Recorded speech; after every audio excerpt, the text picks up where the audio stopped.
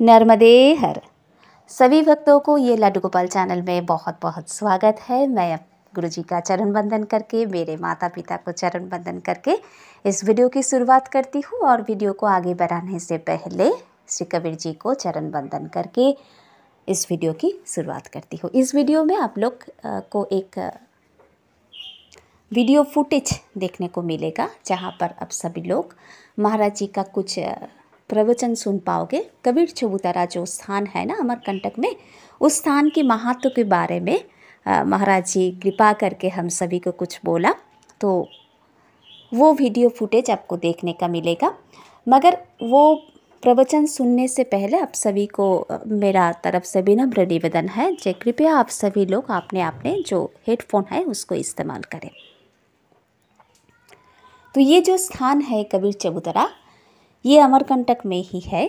और श्री शैलेंद्र नारायण घोषाल शास्त्री जी ने उनका जो ग्रंथ आते हैं तपोभूमि नर्मदा, ये ग्रंथ बंगाली में भी आते हैं और हिंदी में भी आते हैं। इस ग्रंथ में ये कबीर चबूतरा का बारे में उन्होंने कुछ बताए थे। तो जब उन्होंने परिक्रमा का शुरुआत किया, उनके साथ थे महात्मा श्री शंकर नाथ जी और भी परिक्रमावासी थे। तो जब उन्होंने कबीर चबूतरा पर पहुँचे तो तब ये अपना अपना सामान उधर जो भी कुछ छोटा मोटा सामान था उनको रखने के बाद माता नर्मदा जी की भोग की व्यवस्था किए। और उस टाइम उधर एक संत विराजमान थे। तो जो ये कबीर जी का जो परंपरा है उस परंपरा का ही संत थे। तो श्री शैलेंद्र नारायण जी ने उनको पूछा, क्या कबीर साहब इधर, कबीर जी क्या इधर आए थे?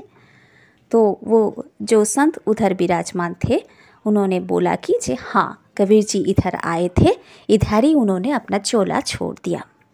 और वो जो बरगद का पेड़ है, एक बरगद का पेड़ उधर है, तो इतने बड़ा बरगद का पेड़ हिंदुस्तान में कहीं नहीं है, ऐसा बोला वो जो संत उधर विराजमान थे उन्होंने। और कबीर जी का जो माजून काठी है, उस काठी से इस पेड़ प्रकट हुए थे, ऐसा ही बोला था वो संत। और भी एक ग्रंथ आते हैं जो बंगाली में डॉक्टर असीम बरन दे उन्होंने लिखा, सिद्धिदात्री नर्मदार संताने। तो इस ग्रंथ में श्री असीम बरन जी ने बताया कि जब जिन लोगों ने दक्षिण तट से अपने अपने परिक्रमा का शुरुआत करते हैं, वो लोग प्रथम आते हैं ये कबीर चबूतरा में। इस स्थान का जो एनवायरनमेंट है, ये तप करने का, जप करने का, नाम करने का, माता को शरण करने का एकदम अनुकूल परिवेश है, इतना शांत परिवेश।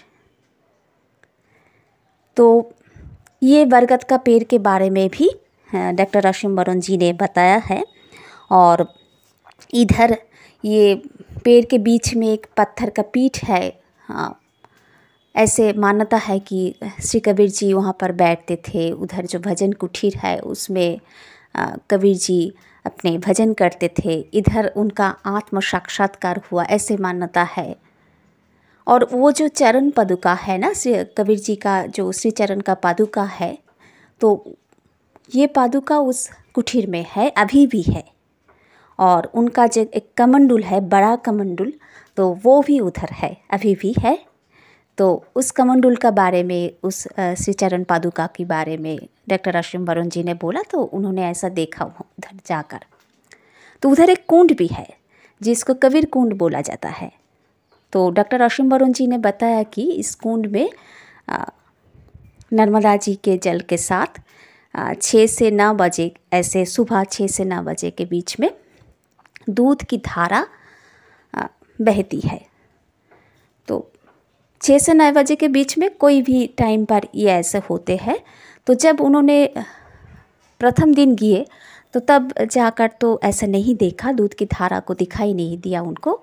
और फिर दूसरा दिन जब गए थे परिक्रमा का अंत में, तो तब जाकर 9 बजे के बाद उस टाइम पर जाकर उनको वो दूध की धारा दिखाई दिया। तो श्री श्यामल चक्रवर्ती जी जो जिनके कलकत्ता नर्मदा जी का जो मंदिर है वो तो श्री श्यामल चक्रवर्ती जी का घर पर ही उनका जो फर्स्ट फ्लोर है वहाँ पर ही ये मंदिर हुआ है। तो उन्होंने हम सभी को बोला कि श्री कबीर जी ने ऐसा बोला था कि अगर मेरा दोहा सच है तो जल से भी दूध की धारा प्रकट होगा। अगर मेरा दोहा सच है तो जल से भी दूध बहेगा।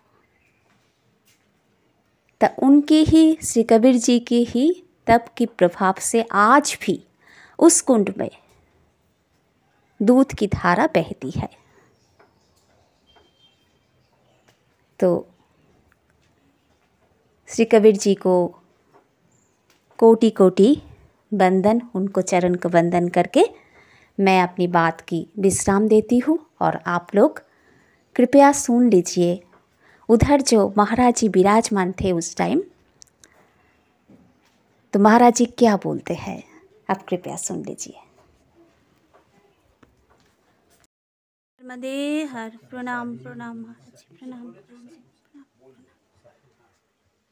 महाराज जी। कृपया इस स्थान के बारे में, इस स्थान के महत्व के बारे में कुछ बताइए सबको।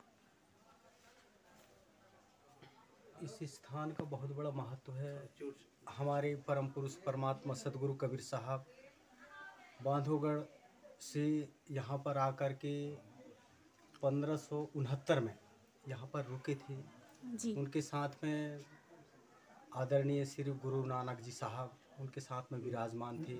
उनके साथ में कुछ दिनों तक यहाँ पर संगोष्ठी चली, सत्संग चला, पूरी जमात के साथ में यहाँ पर ठहरे और आकर के यहाँ पर प्रचार प्रसार किए। फिर इसके बाद में उनके साथ में धनी धर्मदास जी साहब उनके परम शिष्य थे और आमिन माता साहब और वचनवंश चूड़ामणि नाम साहब, ये तीनों यहाँ से कुछ दिन तक ठहरने के बाद में जगन्नाथपुरी की ओर प्रस्थान किए जी। और ये यहाँ पर जो है अपने पंथ के प्रचार प्रसार प्रारंभ किए थे जी। तो उन्हीं से उनके चरण पादुका यहाँ पर रुक करके धुलवाए धनी धर्मदास जी साहब, उसी दिन से जो है दुग्ध की धारा यहाँ से प्रवाहित हो रही है।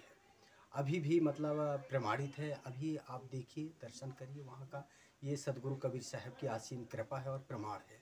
तो हमारे बहुत बड़ा अहोभाग्य है कि ऐसे स्थान में हम लोग आकर के अपने जीवन को धन्य करते हैं और सदगुरु कबीर साहब की बहुत बड़ी कृपा हम आप सभी लोगों के ऊपर बनी हुई है। जी जी, बहुत बहुत धन्यवाद जी। प्रणाम प्रणाम। नर्मदे सदगुरु साहिब साहिब।